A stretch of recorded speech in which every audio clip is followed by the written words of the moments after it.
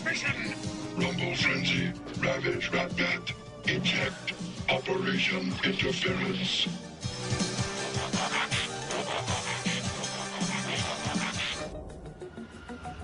This is Optimus Prime, and you're listening to All Things Transformers.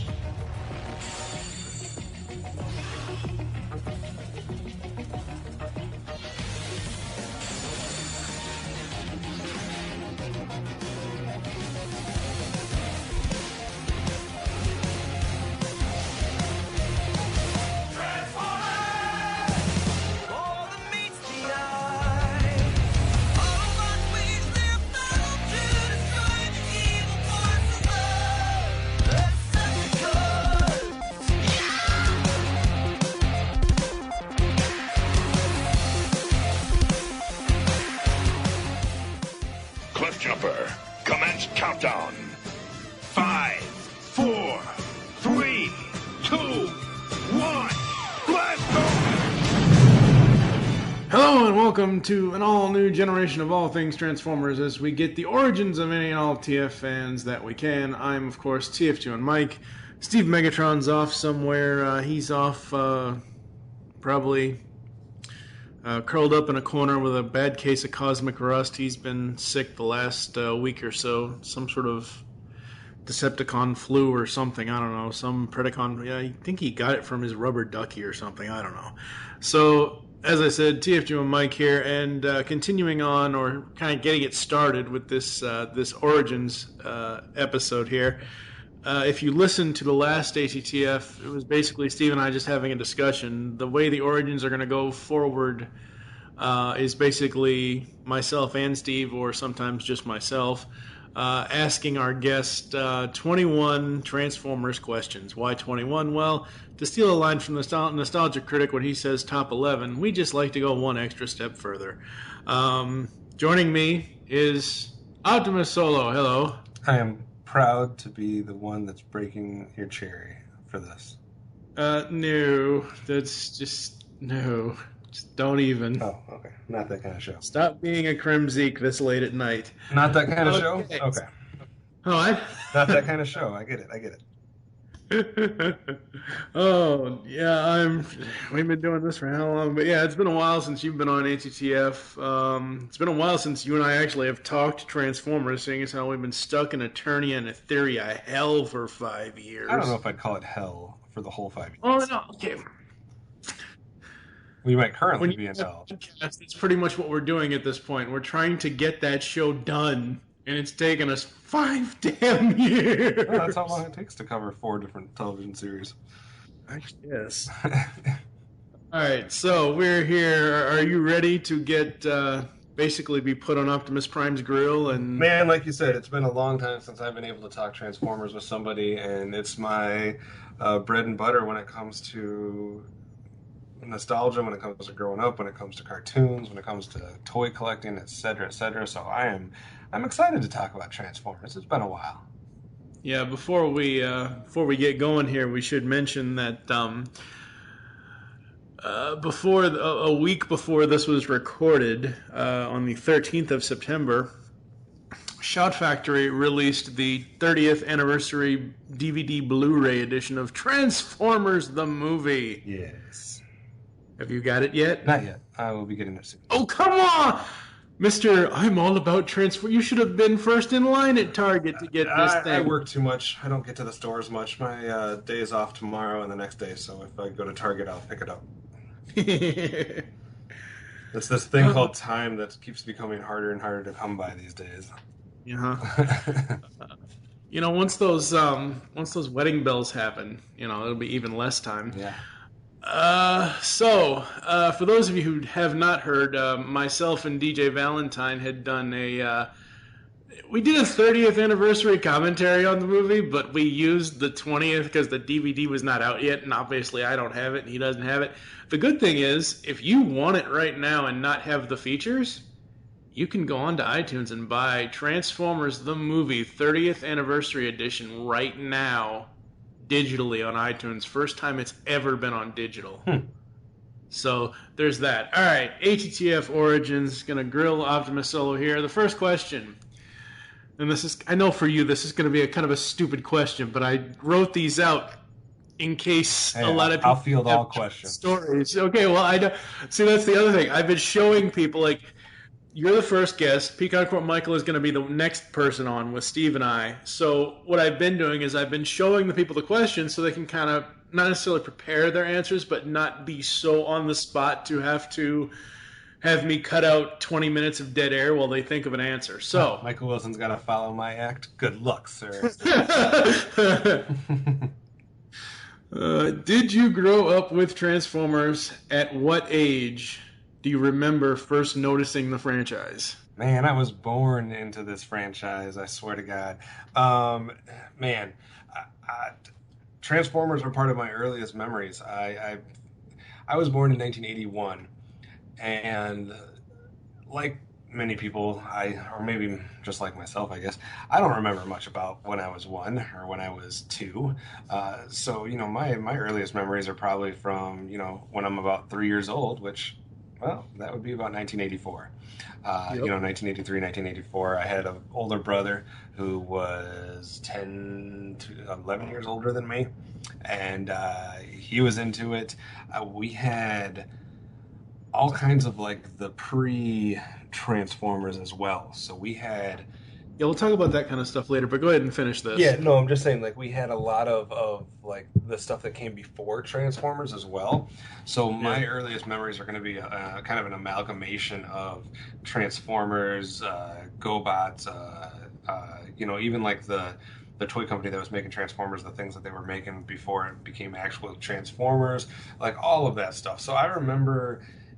I guess, to sum it up, my memories go back so far that I honestly don't remember where some of my toys even came from. I just remember always having them. Like, I just always must have had those.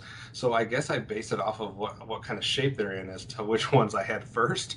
But I don't remember getting some of them. Like, I can go back into the photo albums and find my mom always took a picture of us with all of our Christmas toys. Or Christmas presents, I guess, as well as the one with all of my birthday presents. So I can, like, trace certain ones back to what birthday or what Christmas they came from. But some of my earliest ones, I just assume I had them from birth. I don't know. It's like, so I grew up in the G1 cartoon, and I've been around for everything since. Many millions of years ago, on the planet Cybertron, life existed. But not life as we know it today.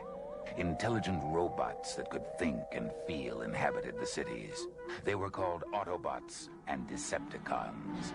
But the brutal Decepticons were driven by a single goal: total domination. They set out to destroy the peace-loving Autobots. And a war between the forces of good and evil raged across Cybertron, devastating all in its path, draining the planet's once rich sources of energy.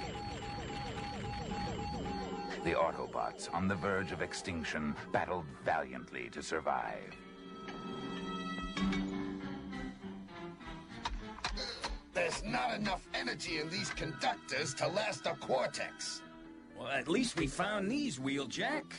And when these run out? Can't worry about that now. Hey, let's get back to Iacon. Load up! I bet Optimus Prime will be glad to see us.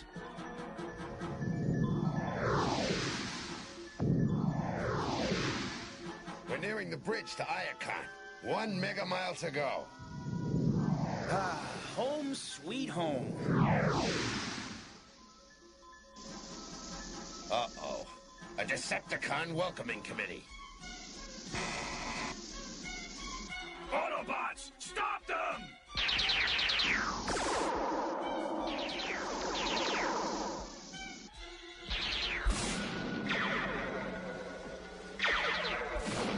Prime told me there'd be days like this. And you didn't believe him? I do now. Alright, next up. Which Transformers generation is your generation, and why? Would you like to take a guess? Ladies and gentlemen, we've been podcasting for 7.5, 8 years. I should already know this, but again, I wrote these questions. I want to put you on the spot. I want to see if you're right or not. Well, it's G1, obviously. It is G1. It's not just because it started at all. It's because, and not only because I grew up with it, it has more characters that I enjoy than any other thing that has come out since. Like, I don't necessarily need all of my cartoons to have strict episode-to-episode continuity. G1 had continuity overarching.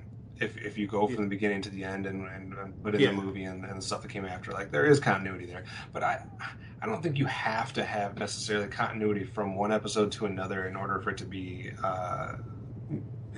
good. A lot of people just write off G1 as, oh, it was just a bunch of one-shot toy commercials. And I say to those people, stick your finger up your you-know-what and stop being a prude.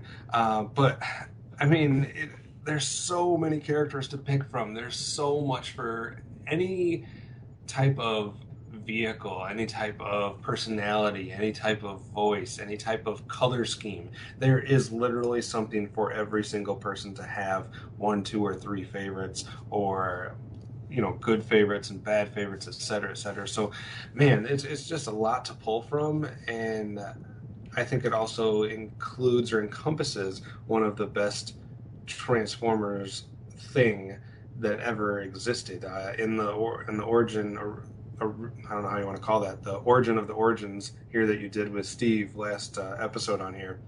You mentioned that Transformers the movie is the single best G1 thing. It's the pinnacle of the cartoon series done by I would go one further. I would say it's the pinnacle of anything Transformers ever. I would say not only is it the best that ever came out of G1, I still think today, it's the best single thing of Transformers we've ever gotten from any iteration. And I'm going to say this now, and I already mentioned this before we started asking the questions. When you get that 30th anniversary, whether you get the regular DVD or the Blu-ray, whatever, whichever, the 30th, the one that showed factory, the Blu-ray, because that way I don't have. Well, I know, but I'm saying, you know, some people prefer DVD over whatever. Anyway, so it's one of those things where my good buddy Optibotimus, who we will have on here, Paul, aka Optibotimus from YouTube, he has gotten the Blu-ray, and he was showing off just photos he was taking with his iPhone off his TV. And this Blu-ray, folks, they did a 4K transfer of the original 35 millimeter film. I can see stuff that I've never been able to see before. But no, I'm saying, like, you know, I get it. When the 20th anniversary came out, and they had the 20th anniversary DVD from Sony Wonder had so many different things on it. It had so many different special features on it. One of the special features was a fan commentary. And the fan commentary, I forget who was actually on the fan commentary, but the fan commentary for the film on that anniversary set was basically some of those guys pointing out, oh, hey, in the battle of, you know, when they show the sky battle of Autobot City, and they're like, oh, hey, there's Blitzwing, he died earlier, you know. So, I mean, I'm sure there are certain things animation-wise about Transformers the movie that may still irk people, but if you look at it in the story sense, in the whole plot sense, people say it's a 86-minute or 90-minute toy commercial. Outside of the fact that Hasbro said basically, okay, we need to introduce new toys, they still had a damn good story. The story should not be just relegated to, oh, that's just a toy commercial from the 80s. Such a cop-out.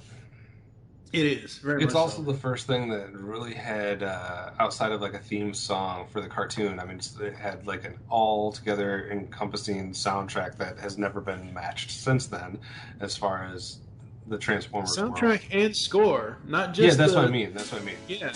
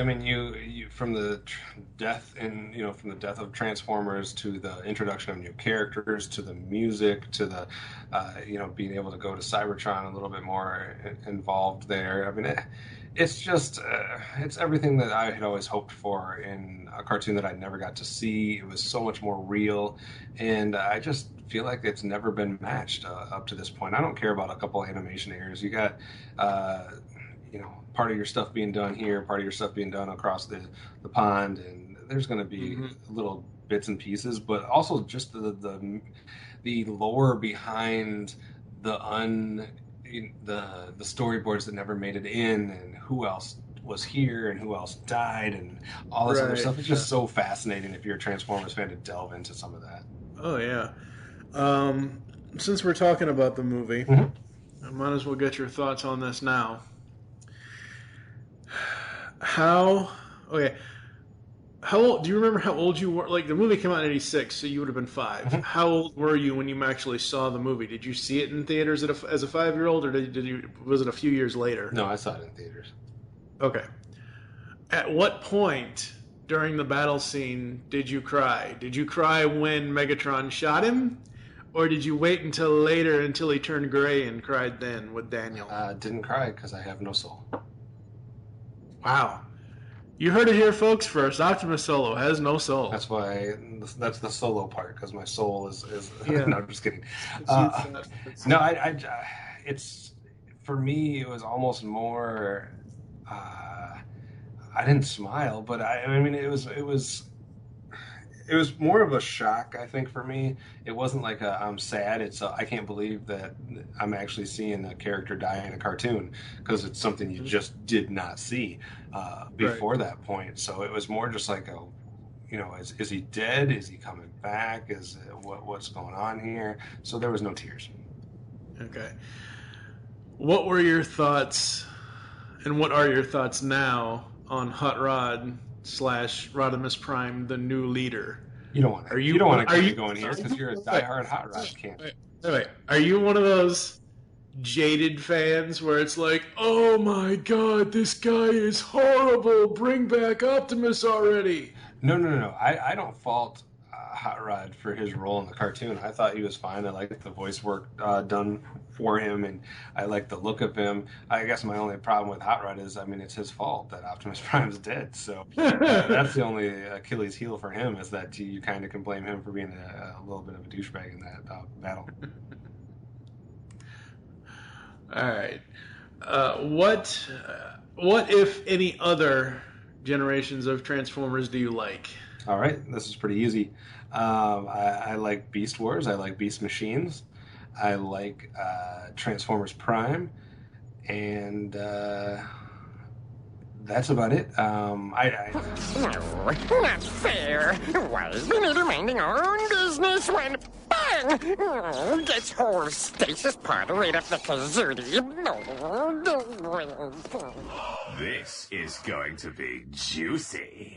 All hail Starscream! I can't. Have you had a chance to check out Robots in Disguise? The new one I can't get into it. I just can't get into it. It's too kiddie for me. It's just like Rescue Bots. Well, it's a little different than Rescue Bots, but I agree that the 2D 3D thing. Yeah, I just haven't been able to get into that. I never could get into the Unicron trilogy.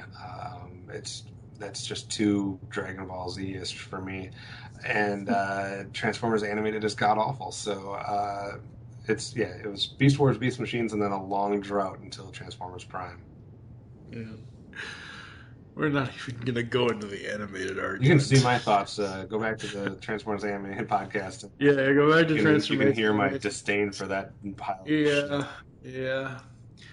What was your very first Transformers toy as a kid? Which character? Like I said, I'm going to have to base this strictly on which ones were beat up the most. And so I'll give you a rundown. I never remember a time in my life where my Megatron was in one piece. We shall rise again. Poor Megatron. He is on my shelf over here now, still the original one that I have, and he is standing. but I don't think he's fully there. He's got a crutch, right? He doesn't have a crutch. He has both legs. He just doesn't have some other parts. So he is old beyond belief. So he had to be one of the first ones. I have a prowl that is not. Utrecht's report. We are being followed. Decepticons. His upper half and bottom half are not attached. Okay. So he has to be super old as well. I have a Mirage that is in a similar, fell to a similar fate. Oh, geez. So I'm guessing that those were 3 of my earliest. The next most beat up one that I have is Soundwave, but I could understand if that's just because I played with him maybe more than any of the other ones. But I remember Soundwave still being fully formed. His joints got really loose because of how much I transformed him back and forth. But with Megatron, Prowl, and Mirage, I never remember a time in my life where they were not broken. Wow. So they had to be 3 of the first. Wow. So I said these things a lot. Yeah, I can tell. Throw the gun at the police officer. People don't understand, if you're not a Transformers collector or if you're not a child from the 80s, that Transformers we play with our toys. Well, and Transformers are one of the most unforgiving toy line that you could have, because you're literally trying to, first of all, the main purpose is transforming them back and forth, which is going to just naturally have wear and tear. And it's not like today where they're all ball joints, and if you turn something the wrong way, it just pops out and you pop it back in. It was all it took was the wrong person playing with your Transformers and trying to force something or bend something the wrong way, and these things were going to break. Die-cast construction, it's a lost art. I mean, it is an art, and there is a beauty to it, but you had to be careful who you let transform your toys. Oh, yeah. All right, so I told this story on the first Origins episode with Steve and I. When I was a kid, my friends and I at school during recess and even after school at our houses, we would... Essentially, it's live-action roleplay before live-action roleplay was an actual goddamn term. We would play Transformers. Like, we would actually say we're this character or that character. Did you or your friends ever do this? I would say the chances are very high that this did happen, but I can't. But you don't remember. I don't have specific memories of that aspect of playing Transformers. I have specific memories of playing. I had a friend that literally there was one house in between us, and we were the same age, and it just so happened that we had. I don't think our parents coordinated this at all, but he had a lot of figures that I didn't have, and I had a lot of figures that he didn't have. So we would oftentimes come together in one of our basements, or even I remember even doing it outside, like using the grass and the trees and stuff like that, and set up a whole world for them. So I do remember playing with the action figures with other friends. I just don't remember specifically doing the role play, but I did it with so many other things, Turtles and Thundercats and everything else, that I couldn't imagine that I didn't do it with Transformers. Right. All right. Laserbeak, Autobot alert. Who is your end-all, be-all? Megatron puts a fusion cannon to your face and says, choose. Who is your end-all, be-all favorite character from any Transformers incarnation? So hard. I mean, I obviously saw this question ahead of time, and I'm making lists of Autobots and lists of Autobots and lists of G1 and lists of Beast Wars and et cetera, et cetera. Man, that's hard. Because it's hard for me to separate. It's hard for me to separate, like, if it was because of the toy, if it was because of the cartoon, or whatnot. It's going to sound weird here, because it's not a main character, but if I had to pick, and I'm going to do one Autobot and one Decepticon. Okay, but, go ahead. If I was forced at Fusion Cannon point by Megatron to pick an Autobot, as weird as it is, it would be Cliffjumper. Hound, Right here, Prime. scout the area. See if you can locate the Decepticons. Just turn me loose, Prime. I'll sniff them out. I'm going too. I want to boot some Decepticon right in his turbocharger. Easy, Cliffjumper. Just find them. We'll deal with them later. Good luck. Well, he's a main character. He is, but you don't. You expect Optimus Prime or this, that, and the other. Yeah. Cliffjumper, for some reason, I don't know. My favorite color is not red, but it was when I was a kid. Okay. And a small kid, and then it quickly went to I think blue or something for the rest of my life. But I don't know if it was because he was red and Bumblebee was yellow, so I gravitated more towards Cliffjumper. I don't know if it was because at some early on stage, I think I even, before I saw the cartoon, I think I even thought Cliffjumper was the guy and Bumblebee was the girl or something. I don't know, but what? I don't know. Wait. How did you think? I don't know if I thought that or not. I think it was maybe a subconscious, one's more girly and one's more guy. I don't know. Hey, everybody, this is Dan Gilbazan, voice of G1 Bumblebee, and you're listening to All Things Transformers. And it's not because of the cartoon, because he's not really utilized too much in the cartoon, and he does have the Casey Kasem voice, but something about the name Cliffjumper and something about him, I just loved that character. For a Decepticon, it's a no-brainer. It's Soundwave 100% every day of the week. Disclosure averted.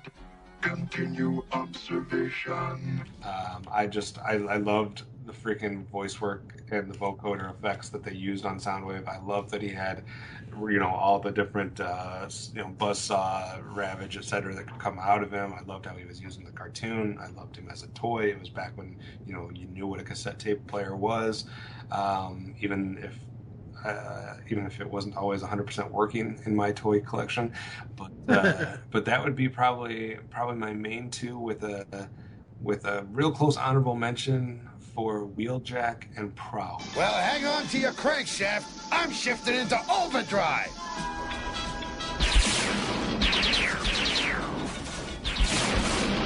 They've gone underground. We'll never catch them now.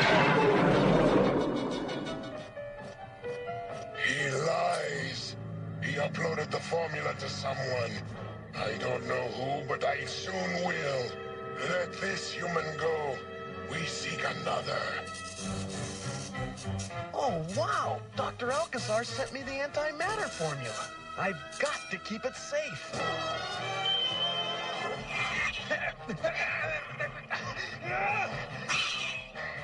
Stay clear, Blue Streak.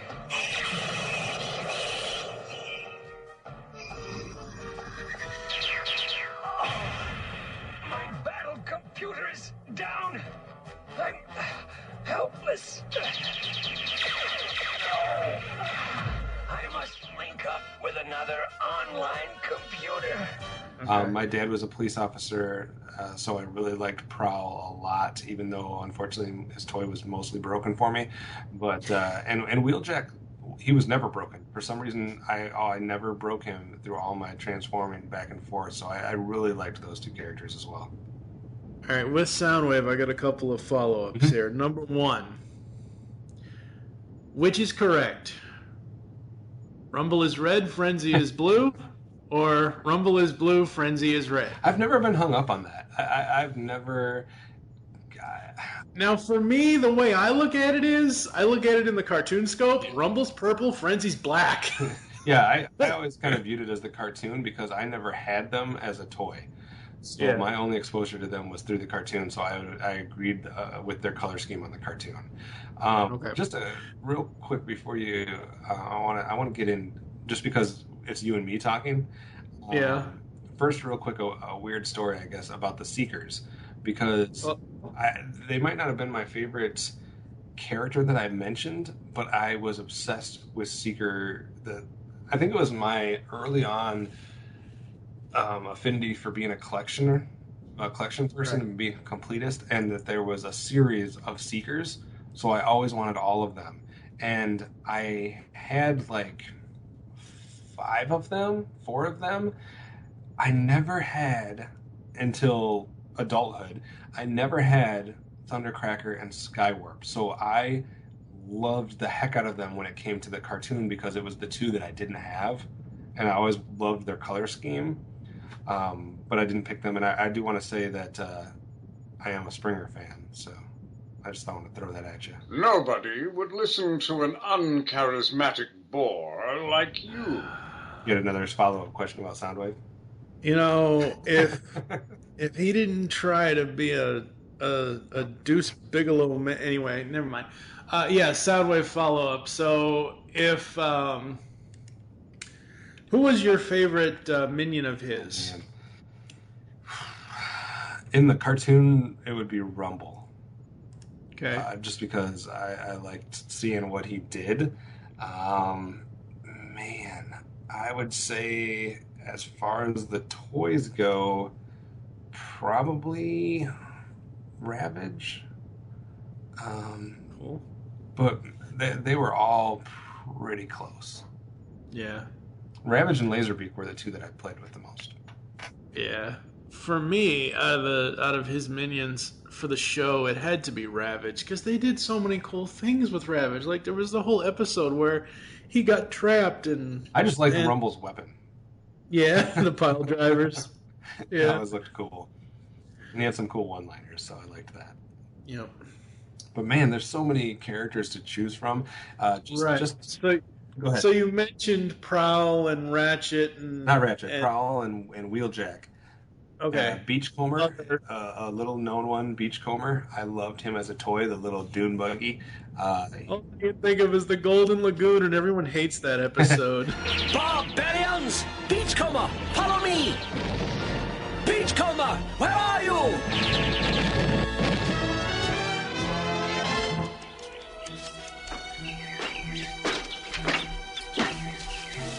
Oh my, it's paradise. Well, let's see if I can learn your language.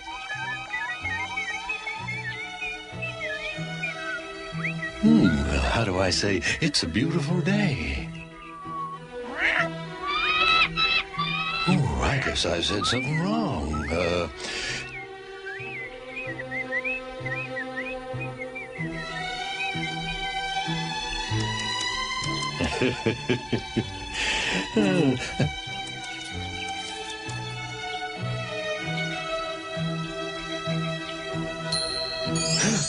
Great Maximus.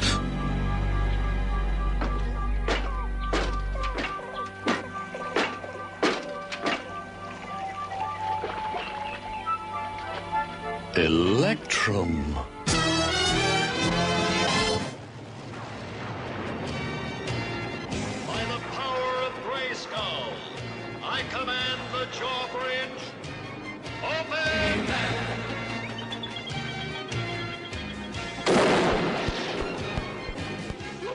The Powers of Grayskull series will cover every episode of all 4 Masters of the Universe cartoons. Join Optimus Solo and myself, TF2 and Mike, as we tell tales of Eternia, discover the myths of Etheria, become masters in space, and finally Masters of Grayskull. We'll have a commentary on the Secret of the Sword film, and a few other special episodes. You can find this 125-episode-long podcast in iTunes and on the web at geekcastradio.com.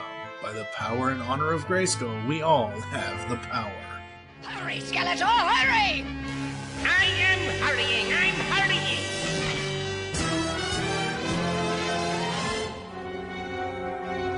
I ordered this traitor destroyed! I thought I'd leave the pleasure of deactivating the miserable traitor to you. Besides, he might have information about the Autobots. Yes, we shall interrogate him. Even if it's not informative, it will be fun. This, you traitor! Ouch! That's one thing I will say for Cyclonus. He administers a good interrogation. It's action. It's drama. It's comedy.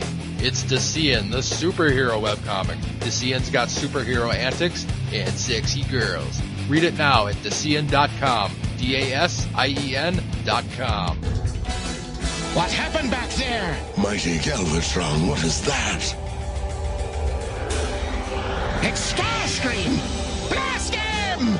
But he's a ghost! Die, you worthless!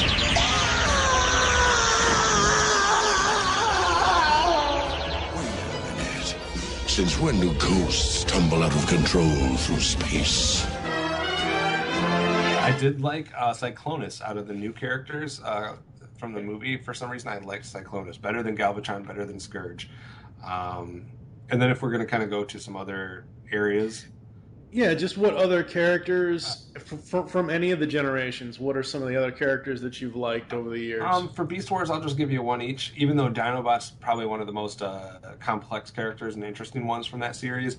I'm like you. I believe I've always been a Cheetor fan. Oh, yeah. I love Cheetor. His evolution, I've said this for the last 7.5, 8 years, his evolution from Beast Wars to Beast Machines is essentially what they did in TFTM, except TFTM, they did it in a shorter time, where he went from, Hot Rod to Rodimus, except in Beast Wars, it's Cheetor the whole way through. There is no name change, there is no Matrix, there is no nothing, but his entire... And the way I've said it over the years is Cheetor in Beast Wars in the very beginning, I'd say he's anywhere between 14 to 16. By the time he gets his Transmetal 2 body, he's 17 to 19, and when he gets to Beast Machines, he's close to mid-20s. He's an adult, right? So, and I just think that he has a ton of character arc, but I like the voice work, I like the look for him, and he was the cool one and the non-annoying one in that group. So I like Cheetor a lot. Flipping it to the Preds, it's Tarantulas for me.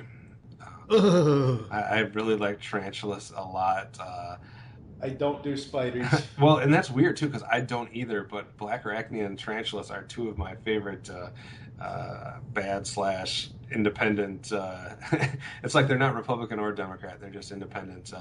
So I like them. As far as... They're the Gary Johnson of Transformers. Yeah. As far as Transformers Prime goes... What is this I sense? The taint of Primus? I think the reason I liked Prime is because of how well done the Decepticons are. Because Bulkhead's fun in that show, but I don't necessarily gravitate towards any of the Autobots. But man, the dichotomy between Megatron and Starscream in that is awesome. So I really like the way their characters are done. Soundwave is incredible again. He's been pretty consistent over the years as being a badass. And then even Knockout from Prime is a lot of fun. So I liked what they did with the bad characters in Transformers Prime a lot. Okay, so I know you said you're not that into, not Rescue Bots, Robots in Disguise, the new series. But I've caught up on Season 2 of that show, and I've seen a preview of Season 3. Okay. They're bringing Soundwave back out of the Shadow Zone. Nice. Yeah. And the cool thing about Transformers Prime is the dude spoke once the entire series, and all he had to say, Soundwave superior, Autobots inferior, and it was over. And the funny thing with Soundwave and Prime is when he said that, because he essentially has no face, he's a no-facer. Up on the screen, there's this giant pink smiley face in his window, and I'm like, oh my god, no, they did not do that. But they did. Yeah. Are there any... Now, this is normally a question you would ask people. Are there any Transformers characters that you hate? And I'll tell you this right now, you cannot sit here and say Rodimus from Animated, because that was cool. I don't hate Rodimus from Animated. If I were to pick the two, I literally went through and tried to look at every single character from G1, every single character from every different show and whatnot. And it is hard to find ones I hate. There was ones I wasn't as huge on as everybody else seemed to be. But when you put the word hate out there, it's real hard. I gotta say, if I was forced to pick one, it would be between Beast Wars Rat Trap, just because I found him very freaking annoying, and Transformers. Plus, he killed your favorite character. Well, he kind of destroyed your favorite character in the agenda. Yeah, I just didn't like anything about Rat Trap, really. He's just I'm not from New York, so the accent doesn't do anything for me. We're all gonna die. Shut up, Rat Trap. Yeah, and he's a rat. That's no fun. And his action figure was not too great either. Oh no, dude! His newer one probably is. I But... know you said his action figure's not that great, but have you seen the Masterpiece version? Oh yeah, of it? that one looks cool. But I mean, his original ones were not. Yeah, his original one needed some help. But it would be tied between him. Yo, string butt! Got a pair of belly bombs here with your name right on them. Eat them and wait. And Prowl from Transformers Animated. Everything okay? I mean, you want to talk? No. Huh. You know, you can have another room. One with a roof. I like this room. All this organic life, this nature, it refuses to be contained. Such a force of will. But everyone here is blind to it. They all rush to see everything, but never sit still long enough to experience what is around them. Just this morning, I observed one organic creature stalk another with such grace, such stillness. Anybody else smell fried circuitry around here? Get it? Fried circuitry? As in yours! Hello? Anybody home? What? What'd I say? Really? You didn't like Ninja Prowl? Not at all. That was retarded. I think you know about my feelings towards that. And especially since Prowl's one of my favorite characters from G1, I did not like what they did with him in animated at all. Yeah. So. All right, so maybe number 9 and 10 are almost the same question, but they're kind of not. Okay. So number 9, over your lifetime as you got older, did your interest in the Transformers franchise grow stronger or get weaker? I will give you the gamut here. I will run the gauntlet on my Transformers here. Because obviously I was humongous from birth on Transformers, all the way through the movie, etc. Obviously, the cartoon stops for us in the United States shortly after the movie in season 3, etc. And so there's an uneasy transition for a lot of people that were our age into Turtles, Thundercats, Silverhawks, and the like. So it did wane a little bit there, but I was still playing with my toys. I was still into it. I just wasn't able to watch it. I do remember, however, being probably, let's say 1995, 96, 97, somewhere in there in the mid-90s, that I was so... I had such a desire to seek out Transformers that I actually, and this is before, widespread internet.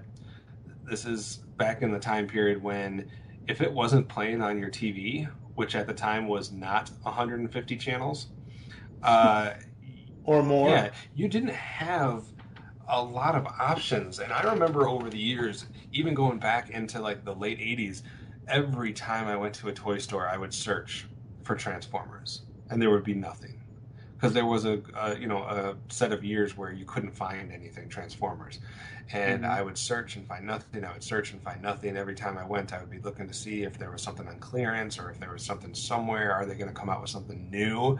Because information for us as kids back then was not out there. Like, it's like video games. You had to call, you had to phone into the Nintendo Power line or whatever to get news or something like that. Like, oh yeah. So I don't know. It's not like today where we know a television series is coming 3 years in advance, or we have the rumors and this, that, and the other. And so I was just always hoping that I would just stumble into a toy store or a store that had toys and just stumble across Transformers, and it would alert me to the fact that there's something new happening. So I was always on the lookout. So my interest wasn't gone. I just didn't have any access to it. I do remember though searching channels and searching TV guides and looking for any way to watch Transformers, because I didn't have any way. They weren't on. I had a couple videotapes that had like 6 episodes, but I wanted to revisit it. And I remember eventually catching, and I think Steve mentioned this too a little bit in his history of Transformers, I remember catching the reruns that they were showing on the Sci-Fi Channel.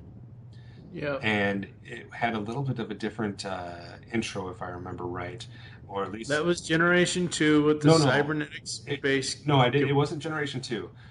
I did not see the Generation 2 version. I saw a re-showing. It was an actual G1 Generation 1, but there was just there was like a sci-fi little like there was something that they showed in the beginning. It was not the G2 thing though, I guarantee that. But there was something in the introduction that would just I didn't quite remember as being G1. And I searched that out and found it on Science Fiction Channel, and it was on at like, I don't know, something like 6 o'clock in the morning or 7 o'clock in the morning or something. And that's not like what it was when we were growing up. When we were growing up and watching it live, it was on in the afternoon on weekdays, back to back with G.I. Joe. At least where I lived, it was you got home and whatever it was, 3 o'clock and 3:30 or 4 o'clock and 4:30 were Transformers and G.I. Joe. So I just remember stumbling across this one morning, and then like every day as I got ready for school, then I would make sure that I could catch at least whatever. And I couldn't catch it all because I would have had to wake up super early, at like 5 o'clock in the morning or whatever, because they were showing it early. But they showed a couple episodes back to back, and I'd always catch part of that then on my way to school. And I thought that was the greatest thing ever, that I could start watching these shows again. From that point, I really kind of fell off the map as far as getting into high school, playing sports, doing that type of thing, and I didn't really know, there wasn't anything out there. I do remember seeing Beast Wars. I must have watched Beast Wars when it was live, but I don't have any recollection of it. But I had some of the toys, so I had to have known about it and that type of thing.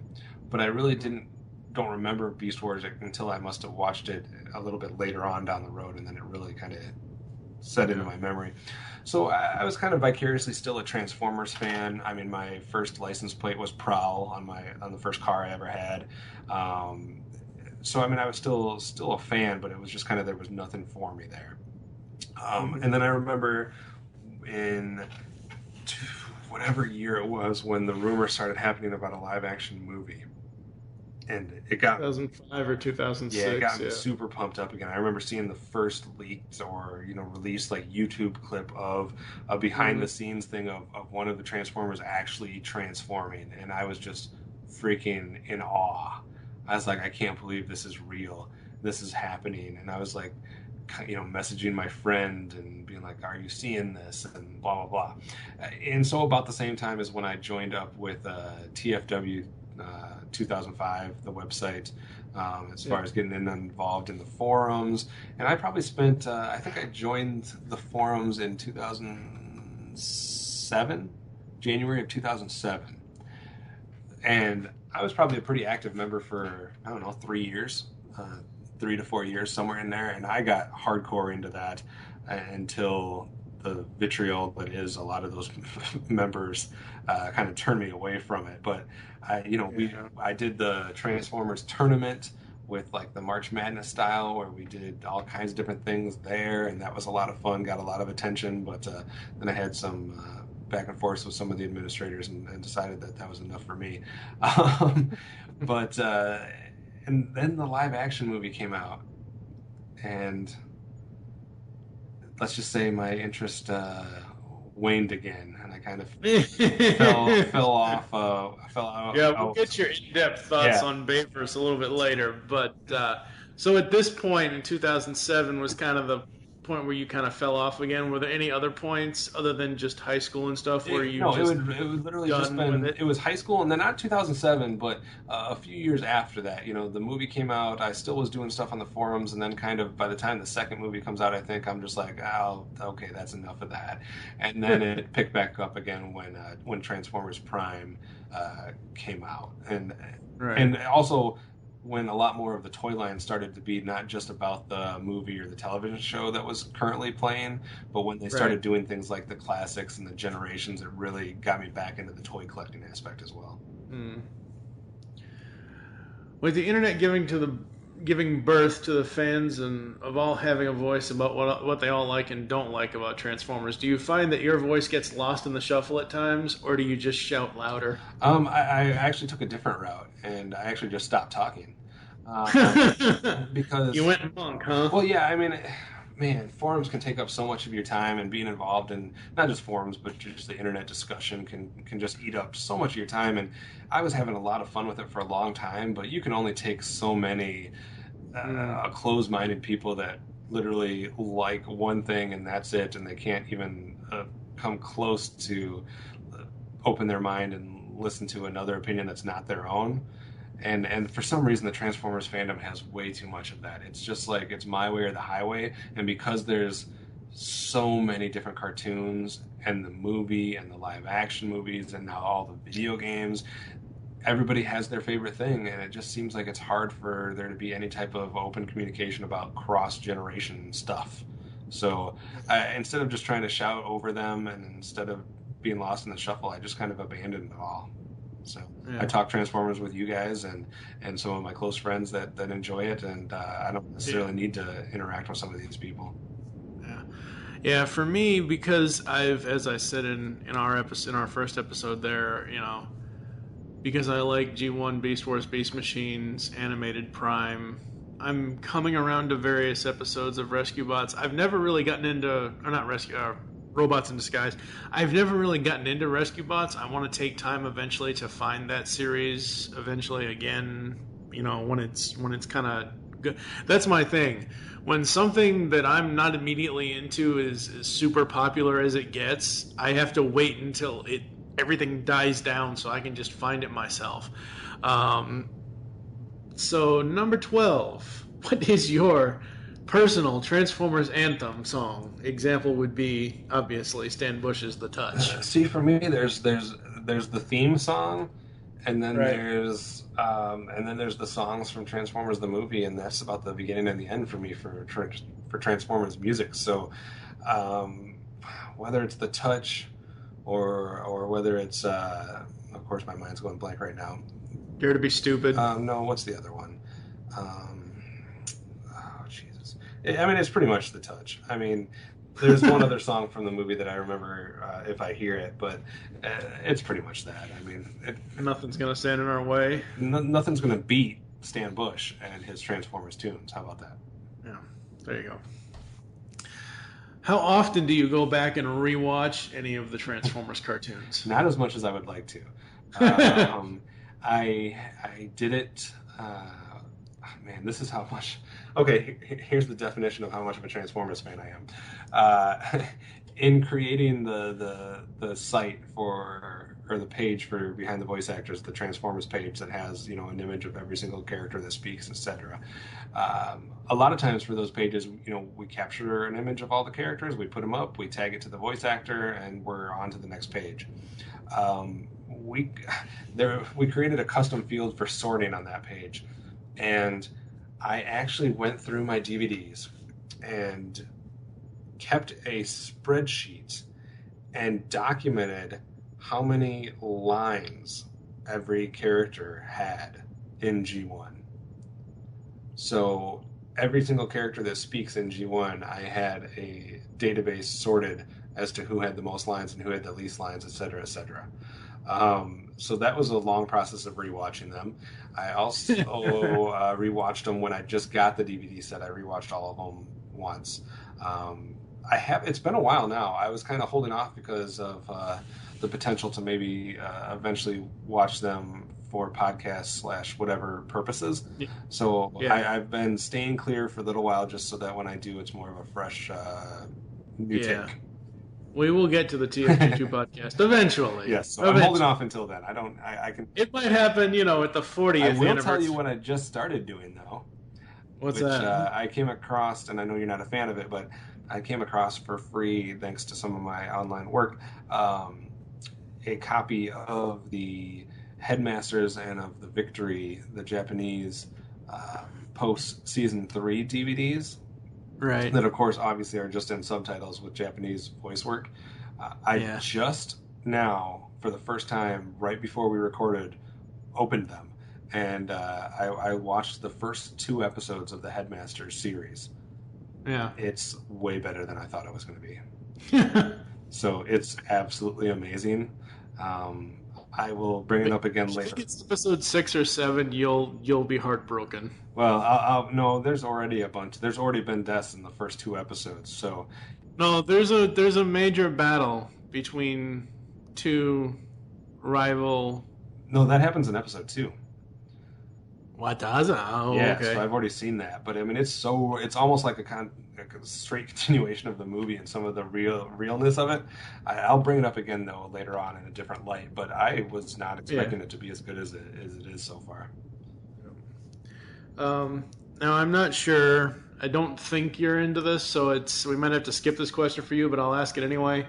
We all love Transformers comics. Which incarnation do you like and why? Now, did you ever get any of the Marvel stuff, or have you checked out? I had 3 of the original comics back in 1983 or 84 that I still have. That were as old as the toy line is, but I have not had a chance to look into anything except for the novel, whatever you want to call them. Which aren't comics. Exodus. Yeah. Retribution and Exile or whatever. Exodus, Exiles, and Retribution. Yeah, that's all I've done as far as the reading goes. So I have not ventured into that world yet. Currently, how big is your Transformers toy collection? Well, that's a good question. Because the last time I actually counted it was probably somewhere between 5 and 10 years ago. At least 5 years ago. It was before this last wave of classics and generations, so I haven't logged all of those yet. So my best guess is I'm somewhere around 350 to 375, somewhere in there. I mean, I know you bought a house a while ago, but still, that house can't be that big to store all those. They are all currently in the basement, along with over 1,000 Star Wars figures. Oh, jeez. So, but I will say that most of that comes from a couple different things. Number one, it's literally the only thing that I probably asked for as a kid for Christmas or for birthdays or for anything like that. So I got a ton of them as a kid. So this is not me going back and rebuying them off of eBay or, this, that, and the other. But just from the original line, Generation 1, I probably have right about the 200 marker from Generation 1. So I have somewhere between like 190 and 200 G1 toys original that I had from 1983, 84, 85, 86, whatever it might be. And then the other thing is that I worked at Target for 9 years. All right, so when I worked at Target for 9 years, it used to be where I wasn't excited because it was just it was like toys from the Unicron trilogy. Right. So it was no big deal. As soon as they started with things like the alternators and the classics and the some of those things, man, I was there as they were being put on the shelf, and I made sure that I got anything that I was interested in. So it kind of blossomed into those 100, 150 more toys since then. So I have only gone back on eBay to get a few that I always wanted from G1, like Thundercracker, Skywarp, and a couple things like that. But most of this is either from childhood or from my days at Target. And now I just randomly, if I go into Target, I still go to the toy aisle every time I'm in there to check for new Star Wars or new Transformers. Cool. All right. What is the one Transformers toy you could never part with, ever? All right. Because there's so much. So let's say, for example, that, and may this never happen, but let's just say your basement gets flooded. What's the one toy that you'll risk life and limb? That's why I moved onto a house that's on a hill. Because all the water will go downhill and away from me. But I thought about this, and it's going to have to be purely sentimental here. Even though they might not have been the biggest toy or the most expensive or most valuable toy. The starters. What's that? The jump starters. No, I have to go with the ones that I literally have the most memories of playing with and having a real connection to. So the two that I probably played with more than any others are the little Bumblebee and Cliff Jumper. And because they don't take up much space, I feel like they would be an easy save if anything was flooding the basement. I could get those guys real quick. Outside of that, it would be my G1 Wheeljack and my G1 Optimus Prime. Right. I mean, my G1 Optimus Prime is the only... my G1 Optimus Prime and G1 Megatron are the only two figures that are currently in my bedroom and not in the boxes down in the basement. Right, yeah. So Optimus is safe for now. Yes, and he's mostly intact. His one smokestack is broken, but I was going to say, what's he missing a hand? no, he's just missing one of the smokestacks on the side of him. So he's got both hands. They don't fit in super great without falling back out, and I don't have his gun fully assembled. So that's unfortunate because it's an awesome gun. Yeah. What was the most money you ever spent on a Transformers toy item ever? Oh man. I did try to buy some BotCon exclusives at one point, but I don't think those cost me that much. So I'm going to say that my most expensive one is probably the commemorative Toys R Us reissue of Soundwave, possibly. I think it was like a 20th anniversary or 25th anniversary, and it was like, it wasn't Masterpiece. I've never bought any of the Masterpiece figures because I just don't want to start that chain, that domino effect. But it was one that Toys R Us had, and it's an epically cool Soundwave in like the the big box, and it has a lot of detail and stuff like that. So I think that was probably around, I don't know, $100, $125, and I've very rarely spent that much on anything for toys wise. Yeah, you mentioned BotCon. Did you ever go before it stopped? Before it stopped, didn't they just have one last year? They had one this year. It's the last one. Oh, it was the last one? Yeah. I would have gone I guess there's a reason that it was the last one, because those fuckers were out of this world. Jesus. I wanted to go so bad. It was the perfect congruence of everything, because we had Frank Welker finally attending. It was in fucking Chicago. Or real close to me. I think it was in Chicago, wasn't it? This was last year. Yeah, it was at O'Hare. Yeah, and it's like, are you freaking kidding me? It's finally within an hour and a half of where I live. Frank freaking Welker is going to be there. I've never been able to go because it's always some state far away, and so I was all pumped. My friend was all pumped. We had already marked the date on the calendar that we were going to go and made sure we weren't going to be working. Get tickets, all that type of stuff, and we went to get the tickets, and to do anything at that damn thing besides walk around and have no fun whatsoever except for being able to look at things from afar was so ungodly expensive. It was stupid. Yeah. Like, I mean, we could have spent $20 to just be able to walk through and see the different booths, but to do anything as far as whether it was Frank Welker, whether it was a panel, whether it was anything, was going to be like $400 or $600. For just the Primus package and the Frank Welker event, $400 for the Primus package, which gets you entrance to all 3 days or all however many days it is, plus whatever the box set is of toys. Right. And then it's an extra $200 for the Frank Welker thing. And I'm sorry, I don't have $600 to spend on something like that. That's a house payment right there. So at that point, I got real sour to the whole idea of BotCon and was like, big middle finger to you fuckers for getting me excited about nothing that's even remotely feasible for most human beings.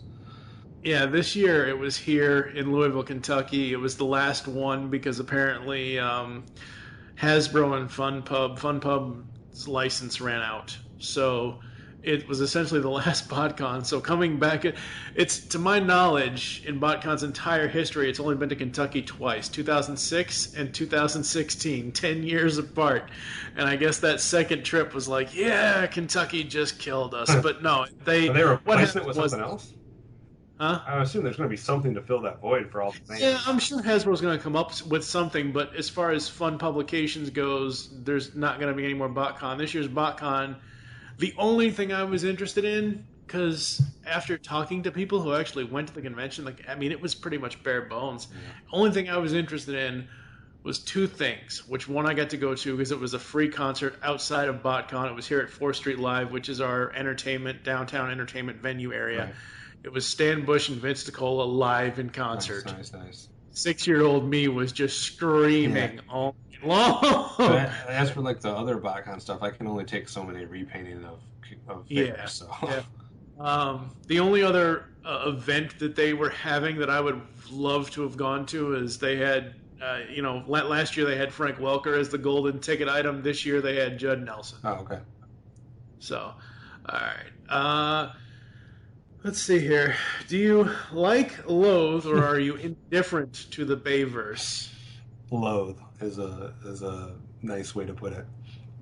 For someone who is so fucking excited about the Are we allowed to cuss on this one too? Yes. Oh, okay. Yes. For someone that was so damn excited about the idea of Transformers on the live big screen transforming and all the special effects that looked so awesome behind the scenes, oh man, I just don't understand what was going on there. I think Michael Bay is a fucking idiot, and I just wish he would leave Transformers alone and let somebody with some vision do something that makes sense from a story standpoint. I was more disappointed with the Transformers live action movie than I was with the Phantom Menace. How about that? And oh my god, I think you just broke the internet. yeah, I think live action Transformers is more disappointing for a Transformers fan than Phantom Menace was for a Star Wars fan, and I'm one of both. But for me, it gets a little better as you go through because at least you can start seeing things that make sense. You can decipher the robots from one another instead of just being shards of metal clashing into each other, and I don't know where they start and where they end. For as cool as it was seeing them transform, whoever did the actual design on what they would look like in robot form, I just can't stand. I just can't stand. I can't. I couldn't stand the toys for them. I can't stand that look. Transformers Prime is acceptable, even though it's very similar. It goes enough in the other direction that I appreciate it because you can see certain colors and you can see it. They're not just a bunch of jagged pieces of metal everywhere. But I just am so against the human-centricness of those films, and not that it has nothing to do with Shia LaBeouf or this person or that actor or whatever. It's just I don't need a Transformers movie that's more about humans than it is about Transformers. And I also don't need a Transformers movie that's going to create characters when the Transformers history is full of 500 characters that you could have chosen. So you're not a fan of the Ice Cream Twins? No, I'm not a fan of most of it. I still have hope for future projects, but man, I just think it's a letdown overall. Yeah, it's a lost cause. We'll see how the Last Knights do, or whatever the fuck they're called. Oh, don't even get me started. If you could create any Transformers fiction, toy, cartoon, comic, movie, etc., what would it be, and what story would you want to tell with it? I'm sure there's a lot of stories I could come up with if I really wanted to rack my brain, but the first two things that I would just like to see in general from the Transformers powers that be is, number one, I would really love to see these the Headmaster's Victory stuff redone just to add as close as you could get to the English voice actors to it. Because I think if you watch these shows and actually got to hear English voice actors portraying the lines of these characters, it would be awesome to see. Right. Because it does take away a little bit when you're hearing them all. And I'm sorry, I don't mean to talk bad about the Japanese voice actors, but they all sound the fucking same. They're all the same volume. They're all the same tone. They're all the same. I can't tell the difference between when one character is talking and another. So I really have to rely on the subtitles. And I think if that was just done, it's so easy because the animation is the exact same as it was in G1. It's the same type of animation. It's the same characters. They look the same. It's a continuing story. And if we could just get that with the English voice actors or somebody close to it, I think it would be awesome. As far as other things more probable, I just want to see a live action Transformers that does not have humans. Let's take it to Cybertron. Let's get just robots on robots. I would be way more in favor for a complete reboot that had all new people in charge so we could get classic characters and a different look from the Transformers, but I would settle for the current movie verse as long as we got out of Earth and away from humans. All right. Do you have a My Parents Got Rid of My Toys story? I do, but it luckily does not revolve around Transformers. I guess it's a testament to how much of a Transformers fan I was that my mom knew that those, I guess, could not be touched. Because I had a lot of Transformers. I had a couple dozen He-Man characters, toys. I had more G.I. Joe than I did He-Man. And then I had a handful of Turtles and Silverhawks, etc. And I remember there was a garage sale. I remember that I was not there at the time of the garage sale. I remember coming home and a lot of my toys were gone. And a lot of my other toys had little price tags stuck on them everywhere, which I immediately took away from that. But none of my Transformers were out there, so she must have known that not to touch Transformers, not to touch Star Wars. Mm-hmm. What is one piece of advice that you'd give the Transformers fans, collectors, anyone in the Transformers community? Oh, man. First of all, if we're specifically talking about Transformers toy collectors or fans of the toys, or especially like newcomers, if you're somebody that's newer to the toy verse that you didn't grow up with G1, in the 90s or 80s or whatever it was, I am a proponent of enjoying your toys. Like, yeah, it looks cool and it's worth more if you keep it in the package and all that, but unless it's something super exclusive or if it's a second copy, I guess, take your toys out and freaking play with them, display them, enjoy them instead of just keeping them in the box. As far as the Transformers community goes, I would say my advice for that community would be just to be a little bit more open-minded and understand that your opinion is just that. It's an opinion. You are entitled to it, and there's nothing wrong with you enjoying one version of Transformers better than all the rest, just like I hate Transformers Animated. But I'm not going to necessarily just crap on you all day if you like it. You're entitled to like that. You're entitled to like the Unicron trilogy. You're entitled to like Rescue Rollout Bots and all that. but it's just like Facebook. You see something you don't like, keep scrolling. You don't need to berate people just because they like something you don't. So I guess that's my gist of that. Yeah, there you go. Tell that to everyone who ever posts anything negative when I post something positive about Nickelback. You're more than welcome to like Nickelback. Yeah, I know, right?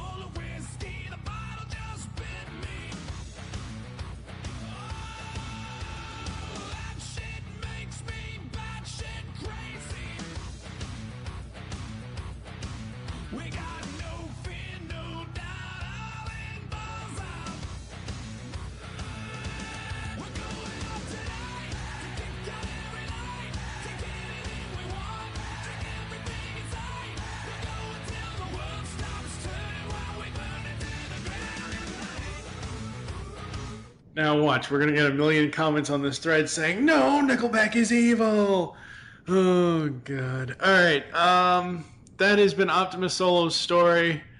I'm sticking to it. Hey, I mean, it's in my freaking name. Optimus. Come on. Yeah. That has been Optimus Solo's story here on All Things Transformers Origins. Next time around, it's gonna be Steve, Michael, Wilson, and myself. Be ready for some animated love there, guys. Well, okay, so I'm going to say this now. I'm going to have him tell this story again, but this is one thing I always bring up with him. You worked at Target for 9 years. Yes. He lives just on the other side of Chicago, just on the Indiana side of the Illinois border kind of thing. Uh-huh. He went into Target a few years ago. This is back when the big animated stuff happened. Right. And the way I always bring the story up is he went into Target, went in the back, opened a bunch of boxes, and bought toys that weren't even on the shelves. I did that when I worked at Target. Stole toys from Target. He didn't steal anything, but I did that at Target because a little known fact for most of you guys is, the case goes out there and the action figures are hung on that peg, and you buy a couple, and then another case gets opened and the same figures get bought, and eventually you have your peg verse, which is all one character or two characters or three characters. There's still boxes in the back with all the other stuff, guys, and it just never gets out there because there's no room for it, and nobody realizes that the only reason it's not selling is because it's only 3 characters out there. But you go open a new case, boom, there's 12 new characters back there just waiting for somebody. Yeah, so he's going to tell the story again, so I'm sorry, listeners, that you're hearing it twice, and I'm just kind of jackhammering it and not really telling it properly, but basically, he went into the back of a Target and opened up all these boxes and found all these animated characters. Oh, this character, that character, this character, that, and basically just grabbed them all up and said, "Yeah, these were just laying on the bottom shelf there. They've got price tags on them. Can I buy them?" Lady's like, "Sure." Bought them all. You know, you talk about having 300 and something toys. That guy has so many. He has toys that he hasn't even opened from like 7 years ago. Oh, I actually do too. I actually have toys that are not open yet downstairs. I've bought a couple classics and generations figures that are still completely in their box. All right, before we get out of here, we were talking about BotCon earlier. Was there ever a BotCon set that you really, really wanted? Was there ever a theme that they ever did that you absolutely wanted to have? I have some of them. I would have to go through what they all were to remember which ones were BotCon exclusives that I have. But so many times it was disappointing, though, because of the, like I said, the number of just repainted. We're going to call it a different name, even though it's the exact same. I mean, I know that G1 did that a lot, and it was a little bit different, but it seemed to be like it's different when you're calling it an exclusive. Like nobody was calling the Seekers and G1 exclusives. They were just, here's 6 different Seekers. So I can't get excited about repaints that much. So, I mean, I just feel like 90% of the BotCon exclusives were repaints. That's true. But I mean, I don't want to discount them all because I know there have been a couple over the years that were that I did buy and a couple that I wanted to buy that were too damn expensive. Yeah. All right, join us next time here on All Things Transformers for the origins of Pecan Corp Michael. You can find ATTF on Twitter. It's All Things TFV3. I am at TF2 and Mike. You can follow at Geekcast Radio for all the other network updates. What is your Twitter handle? It's at Optimus Solo. All right, transform and roll out, transform and transcend, and we will catch you next time here on All Things Transformers Origins. Respect my authority.